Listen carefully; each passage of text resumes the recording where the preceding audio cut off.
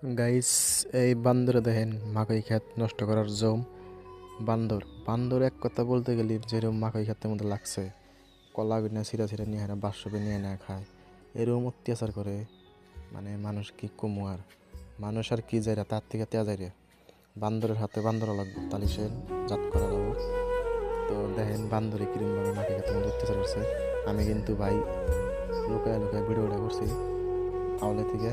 তো সামনে যাবার নিয়ে সাহস আমার নাই, এই জন্য সামনে যাওয়ালাম না। তো ভিডিওটা করছি ফাঁকে থেকেই, পুরা জুম করে করছি। মানে মাকই ক্ষেতের মধ্যে আসলো, মাকই ক্ষেতের থেকে মাকই ছিঁড়ে নিয়ে বাথরুমের মধ্যে আইসে আইসা এরম ফাঁকে থেকে ভিডিও করছি। তো বান্দর যদি সবার ক্ষেত্রে এরকম লাগে, কিন্তু মাকইয়ের ক্ষেত্রে অবস্থা খুব খারাপ। ধানও খায় আর খাবো না কি খাবো, মানে এত অত্যাচার করে। পাহাড়ে থেকে নেমে আসে বান্দরগুলো।